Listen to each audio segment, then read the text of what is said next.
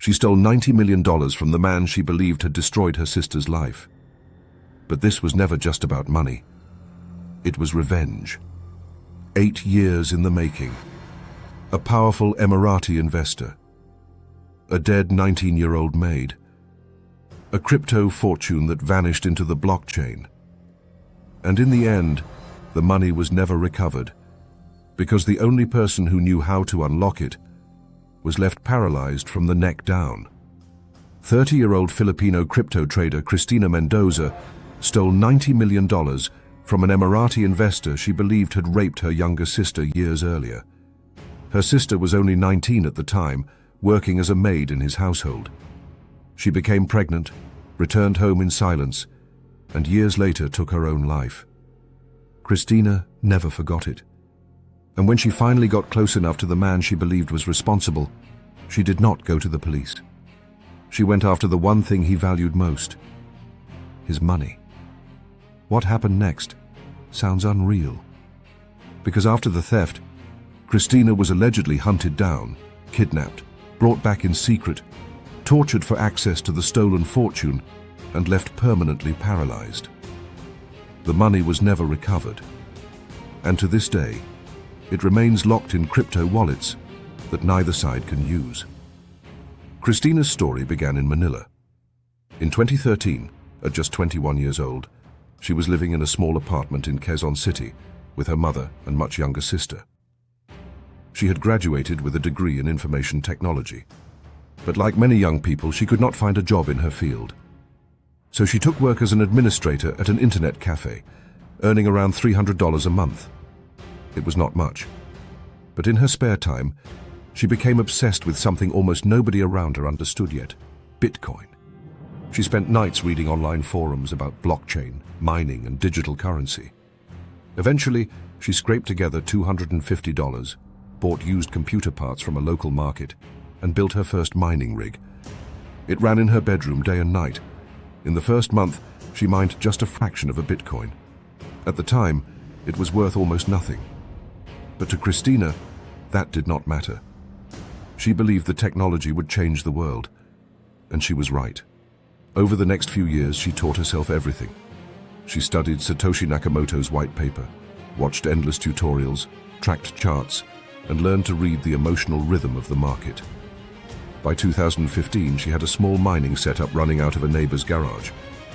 By 2017, when Bitcoin exploded, her portfolio had grown enough for her to buy an apartment for her mother. Then she moved from mining into trading.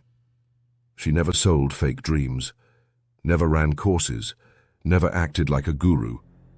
In small crypto circles, she became known as Crypto Queen PH, a self-taught trader with sharp instincts and a loyal following in Telegram groups. By 2025, her portfolio had grown to around $3 million. And that was when she made the move that changed everything. She moved to Dubai. At the time, Dubai looked like the perfect place for someone in crypto. The UAE was positioning itself as a global hub for digital assets. Exchanges, investors, conferences, money. It was all there. Cristina got an investor visa, rented an apartment in Dubai Marina, and began attending high-level industry events. At one conference in March 2025, held at the Dubai World Trade Center, she met Ahmed Al-Mansouri. Ahmed was 56 years old and managed a family investment fund reportedly worth $2 billion. His world was traditional wealth, real estate, energy, infrastructure, long-term capital. But he could see the future coming, and he did not want to be left behind. Crypto was no longer fringe. Institutions were entering the market. Governments were building rules around it. The money was getting serious. Cristina had spoken on a panel that day as an independent crypto expert. She did not hype anything. She spoke calmly about risk, opportunity, and how blockchain was being misunderstood by older investors. Ahmed noticed her immediately. A week later, she was invited to his office in the Burj Khalifa. The offer was simple: help the fund enter crypto properly, build the strategy, explain the technology, manage the positions. The contract was for 6 months, and the pay was $30,000 a month. Cristina accepted. At first, everything seemed professional. She walked Ahmed through the basics: Bitcoin, Ethereum, smart contracts, wallet security. He listened carefully. He asked intelligent questions. Soon they moved into execution. Small positions at first, then larger ones. The profits came quickly. Ahmed was impressed. Within a few months, Christina was managing tens of millions of dollars in crypto assets for the fund. She had her own office, multiple monitors, and near total independence. Ahmed trusted her because she never promised miracles. She was careful, disciplined, and conservative with risk. Over time, that trust deepened. And then, something happened that changed how she saw him. One day, while they were working in his office, a young Filipino woman entered carrying coffee. Christina did not think much of it at first, but later that day, she happened to meet the same woman in the elevator and spoke to her in Tagalog. The woman's name was Maria. She was 23 and worked in Ahmed's home. That conversation stayed with Christina. The next day, she was scrolling through old photos on her phone and came across a picture of her younger sister Rosa, a photo taken in 2017, just before Rosa left for Dubai to work as a domestic helper. Rosa had been only 19. She was bright, cheerful, and hopeful. She had taken the job through an agency. The pay was modest by international standards, but for their family, it meant stability. She planned to save money, come home, build a future. But 8 months after arriving in Dubai, Rosa suddenly returned to the Philippines. She was 4 months pregnant. She would not say what had happened. She shut down emotionally, barely spoke, barely left her room. Their mother tried to ask who the father was, but Rosa refused to say. Then, something strange happened. 2 weeks after Rosa came home, the family received $50,000 from an unknown sender. No explanation, no documents, just money. At the time, Christina suspected something terrible had happened, but she was focused on building her own life and had no proof of anything. Rosa later gave birth to a boy, but she never recovered emotionally. She spiraled into deep depression, withdrew from everyone around her, and in 2021, when her son was 3 years old, she took a fatal overdose of sleeping pills. There was no note. After Rosa died, Christina tried to learn what had happened in Dubai. She contacted the recruitment agency, but got nowhere. She suspected sexual abuse. She suspected someone powerful had paid for silence. But she had no names, no evidence, and no way to prove anything. Until she started working for Ahmed. At first, it was just a feeling. Small details.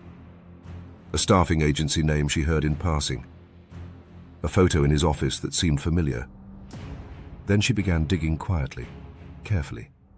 She tracked down the agency that had hired Rosa. She bribed a manager for old files. And there it was. A contract showing that Rosa had worked at one of Ahmed's residences in Emirates Hills in 2017. The dates matched. The location matched. Christina kept going. She found former workers. One woman remembered Rosa clearly. Quiet, hard-working, then suddenly changed, withdrawn, crying often, afraid of something. Another said she had seen Rosa leaving Ahmed's study in tears. A rumor had spread among the staff that one of the men in the house had raped her, but nobody dared speak openly. Christina also learned that Ahmed had once been accused by another domestic worker years earlier, an Indian woman whose complaint reportedly disappeared after she withdrew it and left the country. To Christina, the pattern was clear. She believed Ahmed had done to Rosa exactly what she had feared all along. Used his power, paid for silence, buried the evidence, moved on. And by then she was managing a crypto portfolio for his fund worth around $120 million. She could not prove the crime in court, so she chose something else: revenge. Ahmed did not understand crypto deeply enough to oversee every transaction himself. That was Christina's advantage. The fund used both cold wallets and hot wallets. Most of the assets were secured offline in cold storage, protected by multi-signature approval, but under the right circumstances, Large amounts could be temporarily moved into hot wallets for trading and restructuring. That opening came in September. Ahmed wanted to reorganize the fund's crypto portfolio and asked Christina to prepare the transfer plan. She proposed moving $90 million from cold storage into operational wallets so she could execute the reallocation efficiently. He approved it. That was all she needed. Over the next few weeks, Christina prepared in secret. She set up a complex network of wallets, anonymous accounts, disposable communications, and automated scripts. Her plan was to move the money quickly through multiple layers, convert much of it into privacy-focused cryptocurrency, then scatter the assets so widely that tracing them would be nearly impossible. She also planned her escape: a fake passport, a ticket to Jakarta, a rented apartment paid in crypto.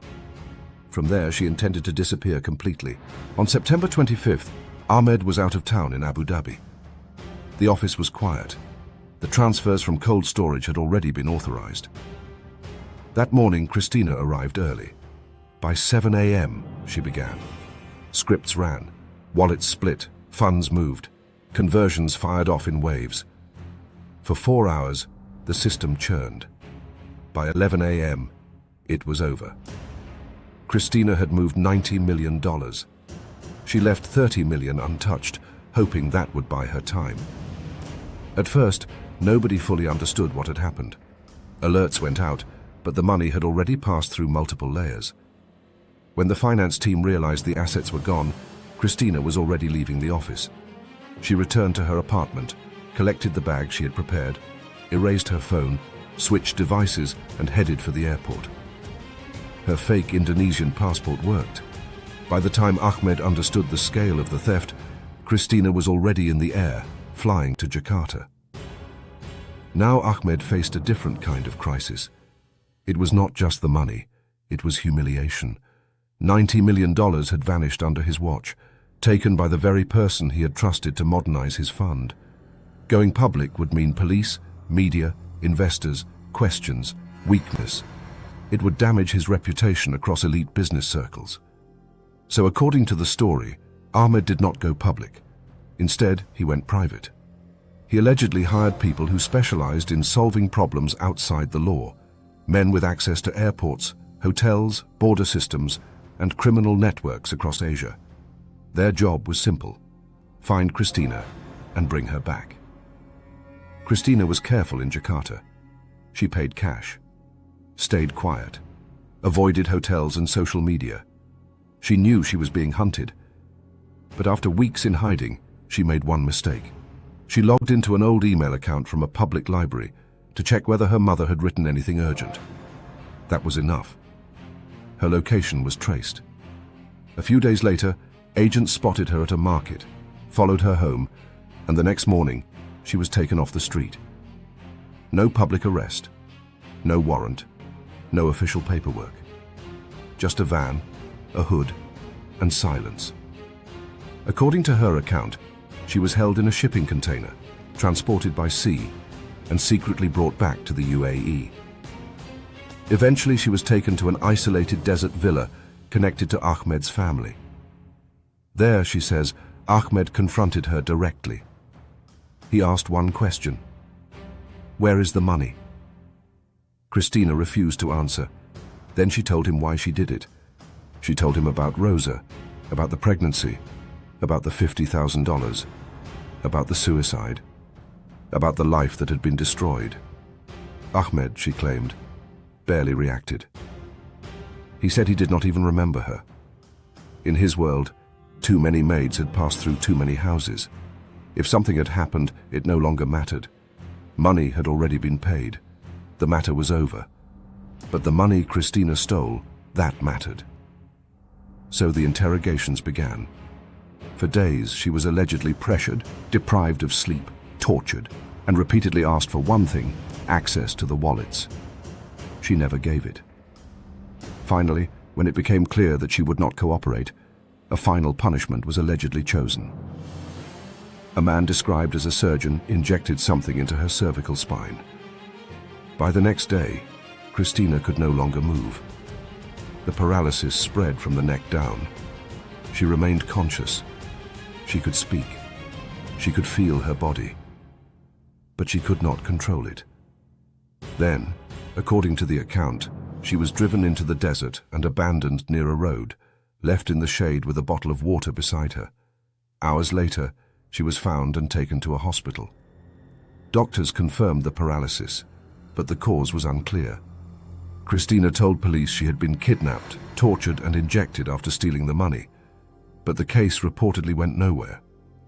There was no clear physical evidence linking Ahmed directly, no official trail, no witnesses willing to speak, and men with power rarely leave fingerprints. Eventually, Christina was deported back to the Philippines.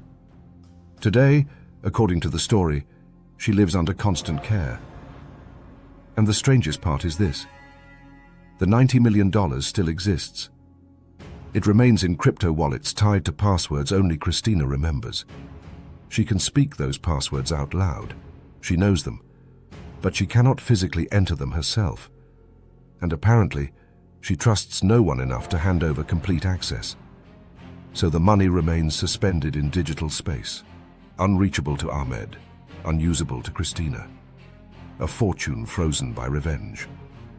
And that is what makes this story so haunting. Because in the end, nobody won. Rosa is dead. Christina is paralyzed. Ahmed lost $90 million. And the truth, like the money, remains trapped behind layers nobody can fully unlock.